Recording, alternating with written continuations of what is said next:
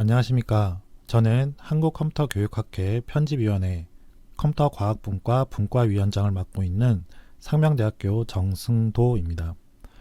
우리 한국컴퓨터교육학회는 2021년 1월 1일을 기준으로 기존의 학회 규정을 전면 개정하여 적용을 하고 있습니다.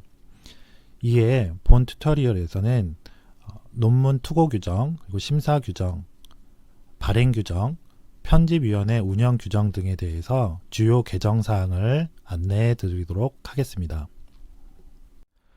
앞서 언급드린 바와 같이 본 튜토리얼에서는 컴퓨터 교육학회 논문지, 논문 투고 규정, 심사 규정, 발행 규정, 편집위원회 운영 규정 개정 사항에 대해서 안내해 드릴 텐데요.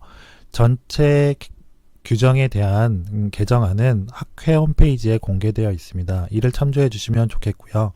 여기서는 주요 사항들 위주로 간략하게 설명을 드리도록 하겠습니다.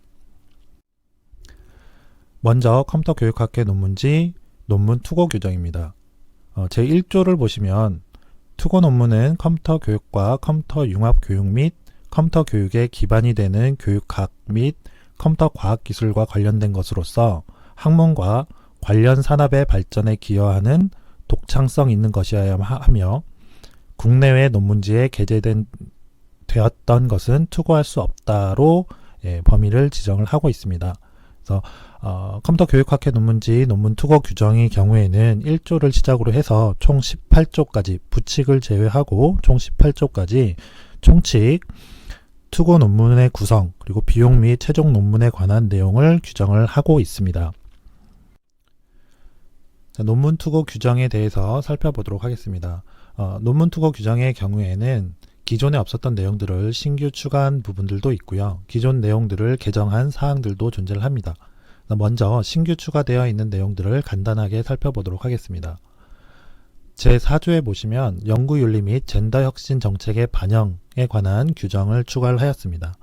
최근에 생명윤리가 강조되고 있고 인간 대상 논문에 대한 규정이나 지켜야 될 규약 등이 많이 강조되고 있습니다. 이에 본 학회에서도 이와 같은 추세를 이제 선제적으로 대응하기 위해서 연구윤리와 관련되어 있는 내용, 또 젠더 혁신 정책에 관련되어 있는 내용들을 이제 규정에 명문화하였습니다. 다음으로 제7조 저작권 양도에 관한 사항인데요.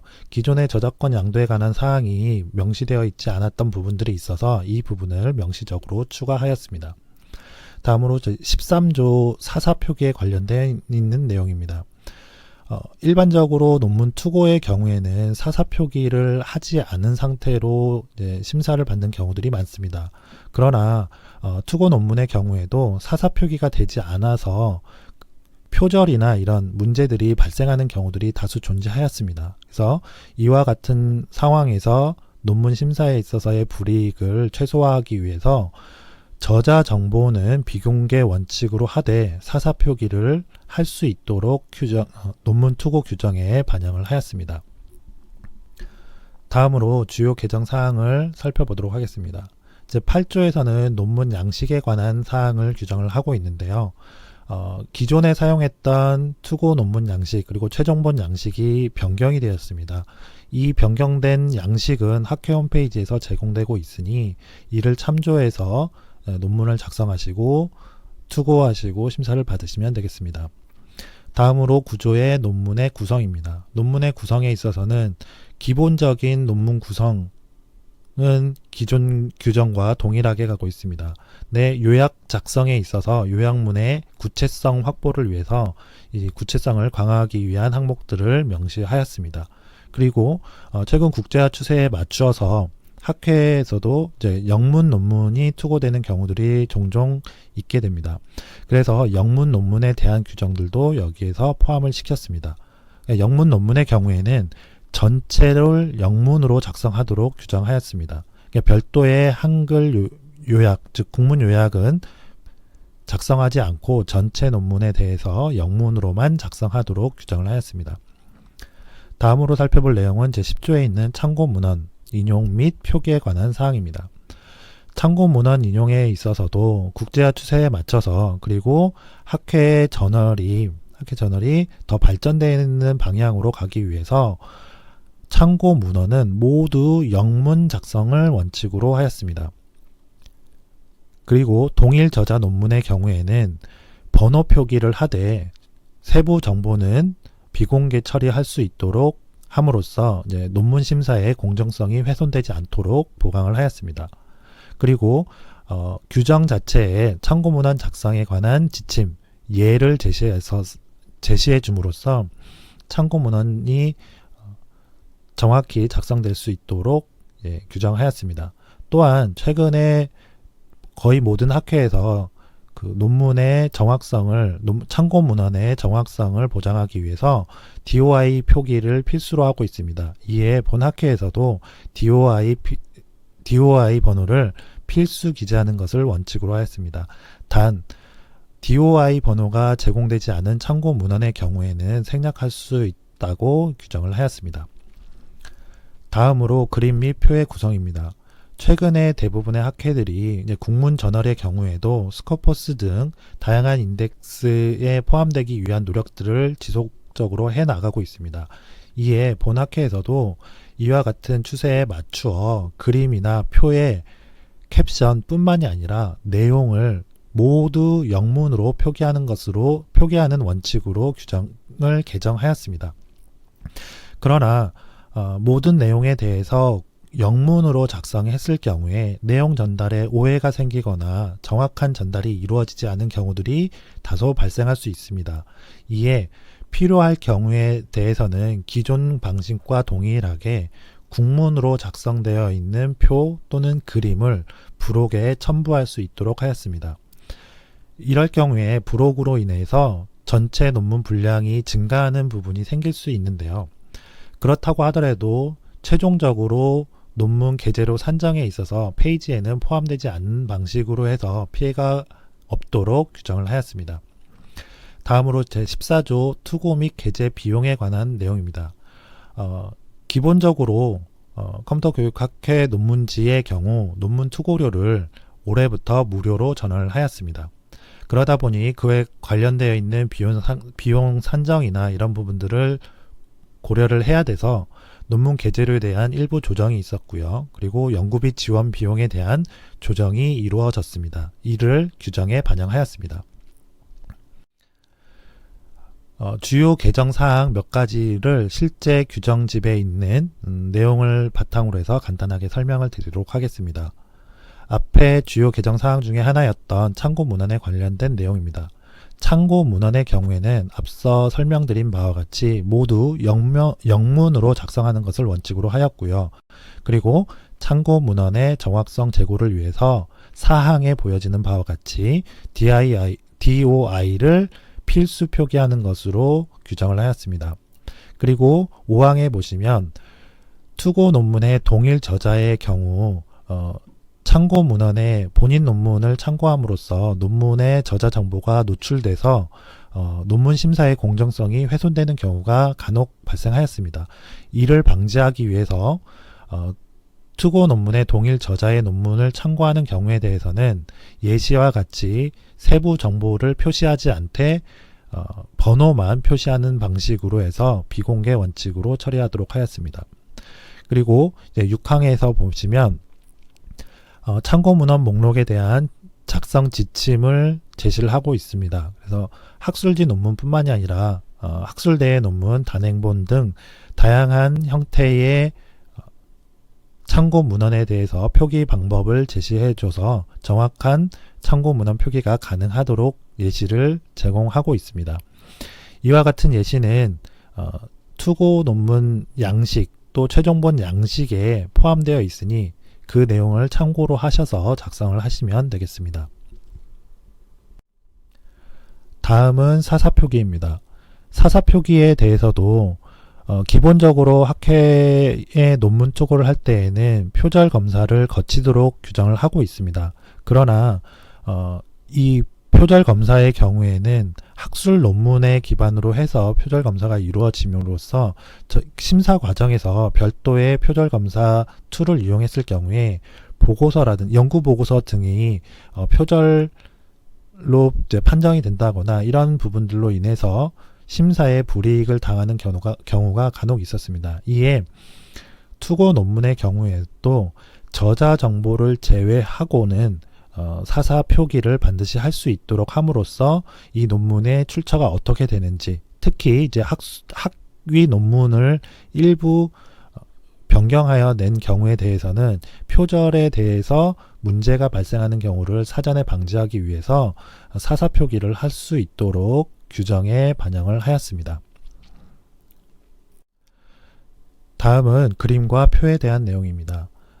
이는 앞서 설명드린 바와 같이 그림과 표의 캡션뿐만이 아니라 모든 내용들이 영문으로 작성돼야 된다는 원칙으로 규정을 하였습니다. 이에 논문 투고할 때 혼선이 없으시길 바랍니다. 다음은 투고 및 게재 비용에 관련된 내용입니다.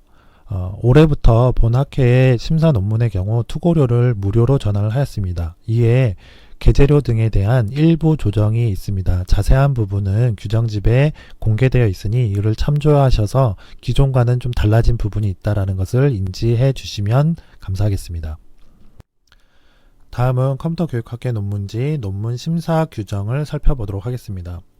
논문 심사 규정은 제1조 목적에서부터 총 9조에 걸쳐서 학회 논문지에 투고된 논문의 엄정하고 공정한 심사 및 채택 여부를 규정하고 있습니다. 논문 투고 규정에 대한 주요 개정 사항을 설명드리도록 하겠습니다. 주요 개정 사항 첫 번째로는 제2조의 접수에 관련된 사항으로 사전 적합성 검토에 대한 구체화를 시행하였습니다. 그리고 제3조 심사위원 선정에 있어서는 이해 상충과 관련된 사항을 구체화함으로써 논문 심사의 엄정성을 확보하도록 노력하였습니다. 또한 심사 기간이 늘어지거나 이렇게 해서 불이익을 받는 경우들이 있기 때문에 심사위원이 본인의 업무를 정확히 수행하지 못할 경우에 해촉할 수 있는 그런 해촉과 관련되어 있는 규정을 추가를 하였습니다. 다음은 4조의 심사 공정성 확보입니다. 기본적으로 편집위원과 심사위원의 저자 정보는 비공개를 원칙으로 하고 있습니다. 그리고 편집위원장 또는 편집위원이 논문을 투고했을 경우에 논문 심사의 공정성을 확보하기 위한 방안을 구체적으로 제시를 하였습니다. 다음 5조에 있는 논문 심사입니다. 논문 심사에 있어서는 블라인드 심사를 명시를 하였고요. 심사 기준을 구체화하여서 공정한 심사가 이루어지도록 유도를 하였습니다. 그리고 종합 판정 기준을 기존에 있었던 기준에서 정비할 필요가 있어서 정비가 이루어졌습니다. 다음으로 6조입니다. 6조는 논문 심사 기간에 관한 내용입니다. 논문 심사는 각 차수별로 총 3차에 걸쳐서 이루어질 수 있고 각 차수에 따라서 논문 심사 기간을 명확히 제시함으로써 불이익이 없도록 노력하였습니다. 다음으로 제7조의 이의신청에 관련된 사항을 추가를 하였는데요. 이의신청 절차를 구체화함으로써 논문 투고자가 혹시 논문 심사에 대한 이의가 있을 경우에 구체적으로 어떻게 이의 제기를 할 수 있으며 그거에 대한 통보를 받을 수 있는지를 구체적으로 규정하였습니다. 실제 규정에 적용되어 있는 내용을 바탕으로 해서 간단하게 살펴보도록 하겠습니다. 첫 번째 볼 내용은 논문 심사에 관련된 내용입니다. 여기서는 논문 심사가 총 3차까지 진행될 수 있으며 각 차수별로 판정이 어떻게 이루어질 수 있다를 규정을 하고 있고요. 그리고 논문 심사에 있어서 어떠한 기준에 의해서 논문 심사가 이루어지는지 공정성 확보를 위한 방안이 규정이 되어 있습니다. 다음으로 종합 판정에 관련되어 있는 부분인데요. 기존의 종합 판정의 경우에는 일부 저자 입장에서 소중한 논문을 투고했는데도 불구하고 심사 결과에서 불이익을 받는 경우가 다소 존재했었습니다. 이에 근본 규정 개정에 있어서 기존에 있었던 종합 판정 기준을 정비를 하여서 논문 투고 연구원들이 이제 손해를 보거나 불이익을 받는 경우를 방지하도록 하였습니다.